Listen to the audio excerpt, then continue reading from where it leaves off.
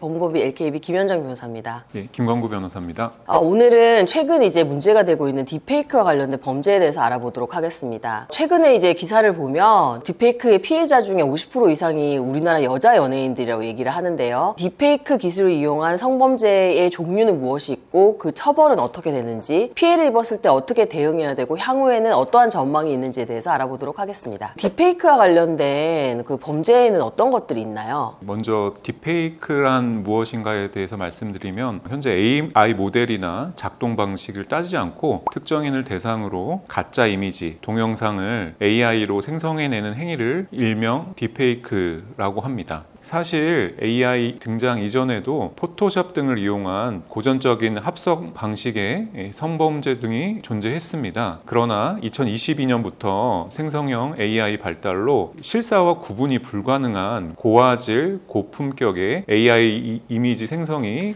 가능해졌습니다. 최근 2020년대 전후로 자기 주변 지인을 대상으로 한 일명 지인 능욕이라는 범죄가 성행하면서 피해 대상이 연예인, 유명인이 아닌 일반인으로까지 확대되기 시작했습니다. 과거 제가 법원에서 재판할 때에는 피해자 몰래 직접 촬영한 촬영물들이 사회적 문제가 되는 경우가 많아 이에 대한 수사와 재판이 많았었는데요. 최근에는 사진 등 딥페이크를 이용한 성범죄들이 직역과 나이를 불문하고 사회 전체에 만연되어 크게 문제되고 있다고 합니다. 그리고 지인들한테 이렇게 대상으로 해서 범죄가 일어나기도 하나 보네요. AI 기술이 발달되고 그런 프로그램을 이용하면 음란물이나 영상물들을 제작할 수가 있어서 그 사람들의 사진이나 이미지만 제공하면 아주 쉽게 허위 영상물을 제작할 수 있는 것 같습니다. 그 딥페이크 성범죄의 경우에 그 10대 청소년들이나 군인들도 피해를 많이 입고 있고 텔레그램 대화방이 만들어지면서 더욱더 문제가 되고 있다고 합니다. 이 대화방들이 전국에서 200여 곳이 넘는다고 합니다. 그렇기 때문에 이제 지금 학부모들의 입장에서는 자녀들의 핸드폰을 포렌식을 맡기는 경우도 종종 있다고 합니다. 대표님, 그러면 그 딥페이크로 인한 성범죄는 구체적으로 어떤 식으로 처벌이 되는 겁니까? 딥페이크 기술 등을 이용한 허위 영상물을 반포 목적으로 제작하거나 유포하는 경우에 5년 이하의 징역, 5천만 원 이하의 벌금 등에 처하게 되어 있고 경제적 이익을 목적으로 유포한 경우에는 7년 이하의 징역에 처할 수 있게 되어 있습니다. 우리나라에선 선도적으로 딥페이크 영상물을 이용한 범죄에 대해서도 양형 기준을 마련하고 있습니다. 딥페이크를 이용한 성착취 영상물을 제작, 반포하는 경우에 기본적으로 6개월에서 1년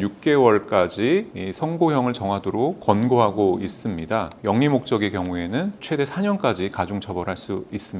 결코 형량이 낮은 범죄가 아니라고 보이는데 현재 여론은 이와 같은 처벌 기준이 너무 낮다고 하고 있습니다. 이유는 현재 실제 인물을 대상으로 한 불법 촬영물의 경우와 비교했을 때 그 형량이 절반 수준에 미치지 않다고 보기 때문인 것 같습니다. 그러나 그 피해는 실제 그 불법 촬영물보다 더할 수도 있거나 아니면 동등한데 그 처벌 수위가 절반에 이르지 않기 때문에 처벌을 강화해야 된다라는 여론이 있는 것 같습니다. 딥페이크 성범죄에 해당하게 되면 실형을, 저희 보통 말하는 징역이죠, 구속이 될 수 있고, 설령 구속이 되지 않는다고 하더라도 그 신상 정보를 등록하거나 아니면 공개하거나 사회봉사를 받거나 이런 다른 처분들을 받을 수가 있습니다. 그리고 학교에 있을 경우에는 학교에서 퇴학을 당할 수도 있는 거고요. 직장에 있을 경우에는 당연히 징계를 받을 수 있다는 이런 신께 처벌을 받을 수 있고 이런 문제들이 생길 수 있기 때문에 이 딥페이크로 인한 그 영상을 절대로 만드시면 안 됩니다. 현재 언론에서는 허위 영상물을 소지 시청하는 것에 대해서 형사처벌이 이루어지지 않아 처벌의 공백이 있다고 합니다. 그러나 허위 영상물이 19세 미만의 아동 청소년을 대상으로 한 경우에는 아청법에 의하여 1년 이상의 유기징역에 처할 수 있어 무조건 처벌이 되지 않는 것은 아닙니다. 또한 위 허위 영상물이 공유되는 SNS 채팅방 등에서 영상물이나 인물에 대한 언급을 하게 되면 명예훼손죄 등으로 처벌받을 수도 있습니다. 또한 형사처벌을 면한다고 하더라도 피해자로부터 초상권 침해 등에 대한 공범으로 민사상 손해배상 청구 청구를 당할 수도 있습니다. 이렇게 시청을 한다는 것만으로도 이렇게 문제가 될 수 있다는 거를 꼭 기억을 하셔야 되겠습니다. 그러면 이러한 사건의 피해자가 되었을 때 구체적인 구제책이나 대응책이 있을까요?